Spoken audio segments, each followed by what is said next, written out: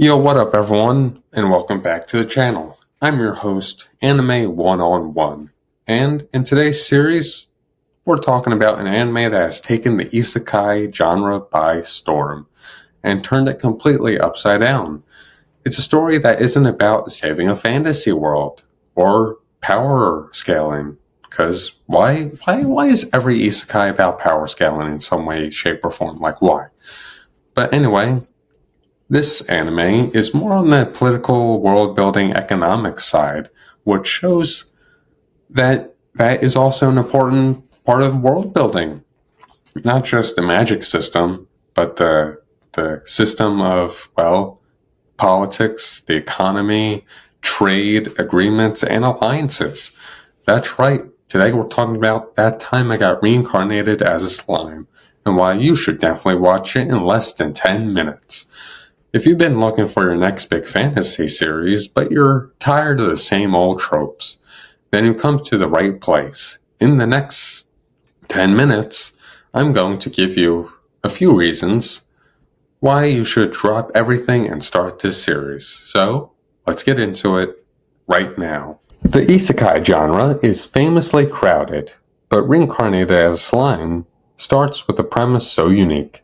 It's insanely and instantly sets itself apart.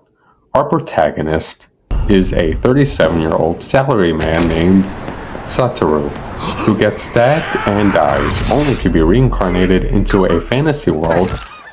But he's not a hero with a cheat skill, a swordsman, or a powerful wizard. He's a slime, a simple, blue, squishy slime.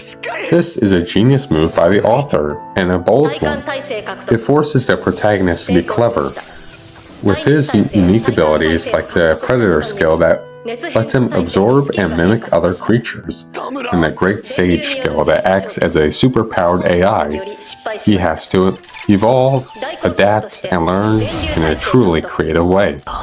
This isn't just a power fantasy, it's a story about a protagonist who starts from the bottom, literally, and uses his wit and unique powers to climb to the top. The premise is truly fresh, and the execution is definitely fantastic. And it's what hooks you in, and you just want to keep on watching the series. Let's talk about Rimuru Tempest himself. What makes him so beloved isn't just his power, but his personality. He's not an arrogant, power-hungry overlord. He's a guy who in the past life just wanted to live a simple, happy, enthusiastic life. This is what gives him a grounded and reasonable perspective in this isekai. His motivation isn't to conquer or for glory. It's coexistence. He uses his immense power not to dominate, but to unite. He wants to create a nation where monsters of all kinds, goblins, direwolves, dwarves, orcs, lizardmen, can live together in peaceful harmony. He's a kind, empathetic, and surprisingly humble individual. Watching him negotiate, build infrastructure, and act as a compassionate leader is incredibly satisfying. He's a problem solver and diplomat first, and a fighter second, which in this series is a good thing because you want to build trust, you want to build your basically nation, you want to build everything up so everyone could be happy. Rimuru is the kind of character you can root for because you generally want to see his dream of a peaceful nation come to life. Reincarnated as a Slime excels in its world building. The fantasy world it creates feels expansive and full of potential. The Jura Forest, where the story begins, isn't just a mere backdrop for the fights. It's a home that Rimuru and his allies work together to protect and grow. The show takes immense pleasure in showing you the process of nation building. You get to see a small goblin village transform into a thriving, technologically advanced city-state. You witness the forging of alliances, the development of new technologies, and the creation of a society that values cooperation over any conflict. It's incredibly rewarding to watch Rimuru's city, Tempest, grow and flourish. This focus on construction and diplomacy gives this series a unique flavor that you won't find in many other shows. It's a cozy fantasy that is always building towards something bigger. 世としては下船なスライムが魔王など断じて認めたくないけど我が友を侮辱するかおいミルスよ従者のしつけがなっておらんぞ我が教育してやろうかおい何してんだおっさん Now, one of the series' greatest strengths is its masterful tonal brilliance. It can shift seamlessly from a feel-good story, a slice-of-life narrative, to an epic high-stakes battle where everyone's lives are truly, truly on the line. One episode you'll be watching Rimuru and his friends eat delicious food and build new homes, and the next you'll be witnessing a beautifully animated, destructive fight against a powerful enemy. The balance is crucial. It makes the high-stakes moments feel earned. You get to see the characters grow, form bonds, and build their lives together. So when those lives are threatened, the emotional impact is much more felt. The show never lets you forget the high stakes, but also never loses its sense of charm and heart. It's the perfect mix of action, comedy, and satisfying fantasy. It truly, truly excels in everything it does.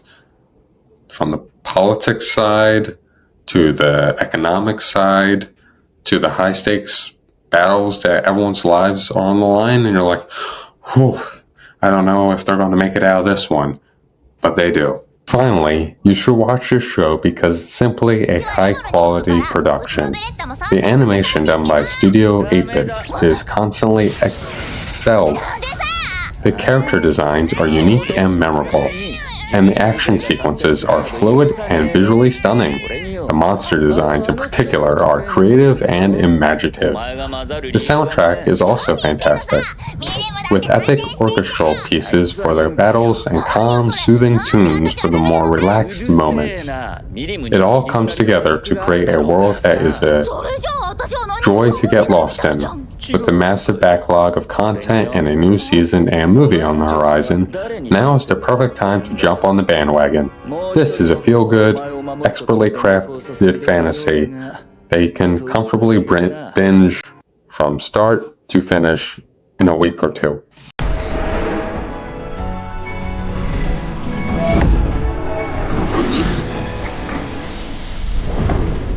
アンチマジックエリア設置完了敵軍は魔法の使用が不可能となりました誰一人逃がさない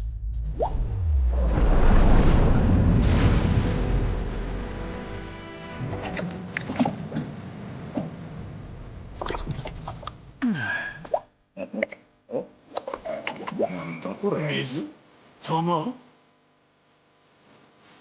死ね神の怒りに焼き貫かれて So there you have it, my friends. A unique premise, a protagonist you'll love, incredible world building, a perfect tonal balance, and top-tier production at your hands and fingertips. It is an absolute gem that truly deserves its reputation. If you're looking for a series that's satisfying as an epic, do yourself a favor and go watch this series right now. Drop everything that you're doing and watch this show right now because you will absolutely enjoy it.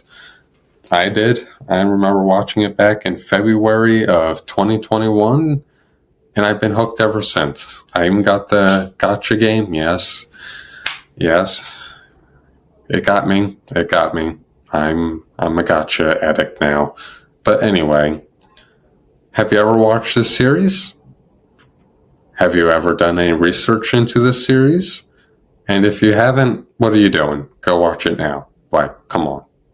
Watch it. Anyway, that's it from me today. One-on-one, signing out. See you next time.